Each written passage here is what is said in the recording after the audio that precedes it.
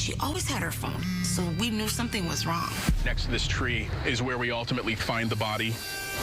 These victim stories were unlike anything I've ever heard before because it was the clues they left behind that led police to their killers. How I Caught My Killer is a true crime docuseries that highlights the real-life stories behind unique homicide cases. All the victims featured leave a case-breaking clue that will one day help to solve their crime. And joining me now is the executive producer, Brad Bernstein. Brad, thank you for being on the program. We appreciate it, sir. Good morning. Thanks so much for having me on. All right, so tell us more about the premise of this show and how it differs from other true crime investigations.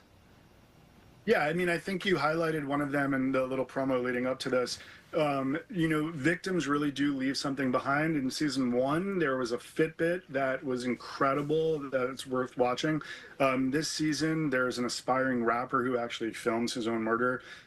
In some cases, it's not so overt, it's a little bit more subtle. But there's always something left behind from the victims that help law enforcement officers solve their case. And the second thing that makes this unique is that these are typically stories that were chosen because they're from underserved communities. So we're giving voice to some communities that otherwise may not have one. That's really cool. Now, how did some of these stories initially come to your attention? Well, originally, I mean, this started from a certain case that took place in Utah of a woman walking through her house and filming. She was having issues with her husband, filming it, and she said, if something happens to me, that's what sparked the kind of premise. And so really, it's now, for us, it's like you said, there's everyone watches these true crime stories. Many people do. And so it's important to kind of weed them out to find the right cases for our particular conceit or our premise. And then it's really putting it through kind of a gauntlet. Not least of which is, you know, will the families participate and will law enforcement participate?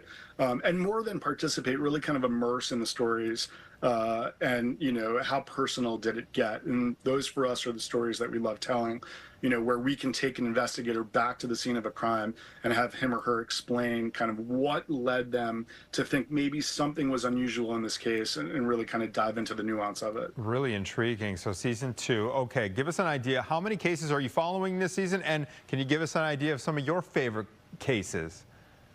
Yeah, of course. Season 2 is 10 episodes. Season 1 was 9 episodes. You know, there's a number of them that are interesting. My company's based in Austin, Texas. We have a story of a woman from a Hispanic community there whose disappearance wasn't really investigated in a way maybe that her family wanted to. And in many cases, and in that one in particular, her family is really what drove it home. You know, there was evidence to support the idea that she left on her own volition.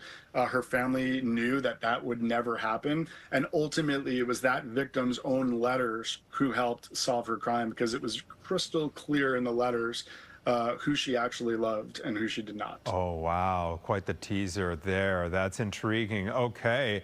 Brad Bernstein, thank you so much for joining the program. We look forward to catching season 2 of How I Caught My Killer, which is streaming right now on Hulu.